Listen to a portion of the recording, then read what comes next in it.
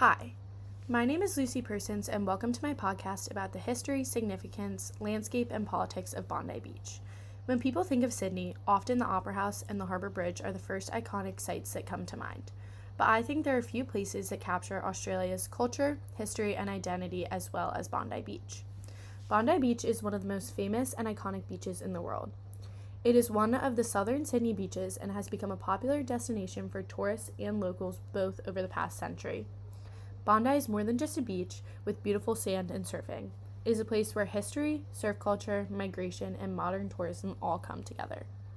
As an international student coming from across the world, one of the things that I was most excited about when coming to Australia was to go to Bondi Beach.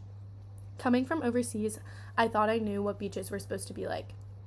I grew up going to beaches that were calm, quiet, and a place for relaxation. My first time going to Bondi shifted this perspective for me. The energy, the surf culture, and the mix of locals and travelers was so different from the beaches at home. I think Bondi is so fascinating because more than anything, it is a social space. It is a perfect representation of Australian surf culture, amazing food, and shopping. Because Bondi has this sense of life, it made me ask questions like, why is this place so significant? How did it become a symbol of Australian culture? And what does it reveal about Australian life itself?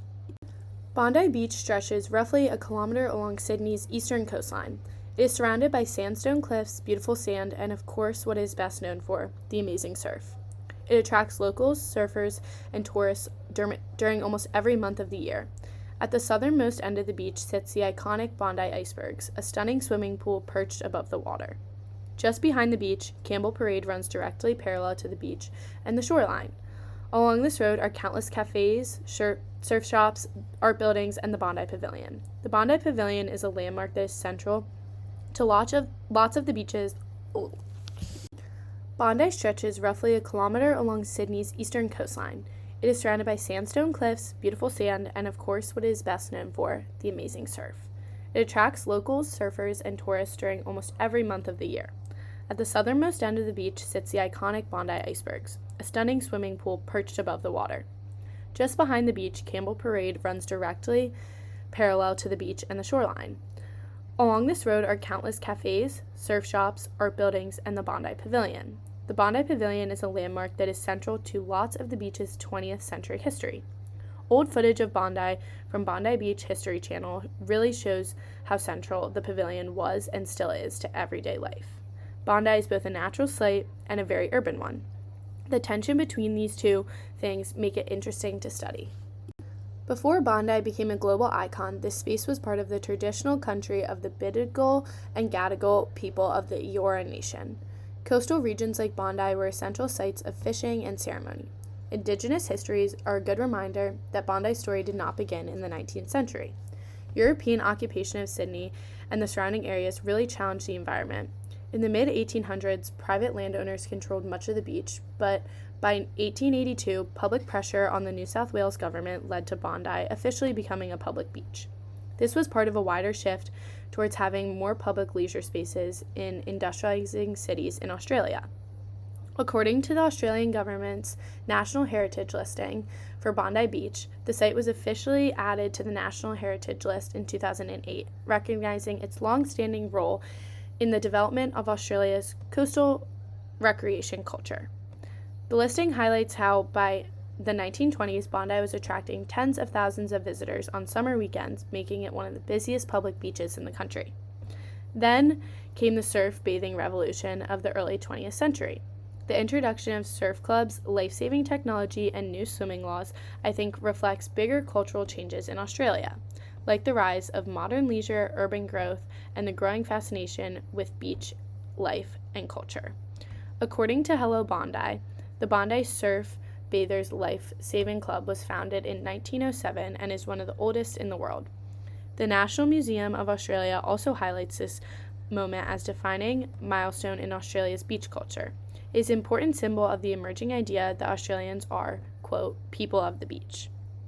As historian Booth points out, the early 20th century marks the moment when Australian beaches began to take on symbolic national meaning. Beaches like Bondi became tied to ideas of modernity, physical vitality, and Australianness, which helps to explain why life-saving culture became so iconic so quickly.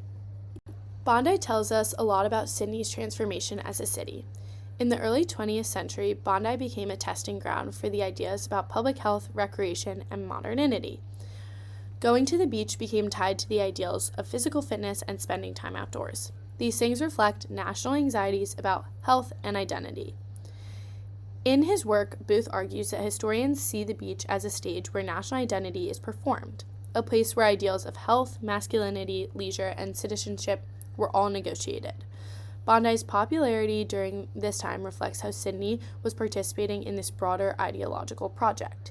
Booth's 2023 article on Bondi really emphasizes how the beach became a space where ideas of leisure, citizenship, and health were all negotiated. The beach also shows Sydney's diversity. After World War II, the Bondi area became home to Jewish, Eastern European, and later Asian immigrants. These migrants' businesses, traditions, and everyday routines began to shape the Bondi area into one of Sydney's most multicultural coastal communities. In other words, Bondi reveals a city that is largely defined by migration, modern visions of what leisure is, and the combination of global influences. It also shows how beaches and coastal spaces can have a much deeper histories and layers than just their natural beauty. In doing my research, I've learned that Bondi is both heavily photographed, but also there's limited analysis of the place in academic writings. Tourism campaigns, postcards, photography, and surf culture media have all shaped how Bondi is imagined. Much of its history lives within visuals rather than formal historical writings. Looking through the State Library of New South Wales, Bondi Beach Photograph Archives really shows how much of the beach's story has been captured visually rather than in writing. Even the National Heritage documentation contributes to this narrative by putting Bondi's surf culture, life-saving clubs, and recreational identity at the top of the website. While these elements are historically important, the emphasis also reveals which stories have been preserved and which have been overlooked. Compared to other heritage sites in Sydney and its surrounding areas, Bondi hasn't been studied as deeply as historians in other places. As Booth notes in his work, Australian beach history is unevenly recorded. While surf life-saving clubs kept detailed archives and photographs, Indigenous stories and everyday migrant experiences are often not included in writing history. This helps to explain why Bondi's early culture layers are harder to reconstruct. I think this may be because it is seen as a place for relaxation rather than a serious historical one. Yet, this absence also tells us something important, that our everyday landscapes, like the places we swim, walk, relax, can be just as significant in history as important monuments and museums, but maybe just aren't as researched. To end, Bondi Beach is not just a beautiful destination. It is a place that has been characterized by migration, the emergence of surf culture, tourism, and environmental change. For me, understanding its history has made every visit to Bondi feel different now. I understand that I am not just on another beach, but standing in a place that has been influential to the world's surf and beach culture. I hope this podcast was informational and you learned a little more about the history of Bondi. Thank you for listening.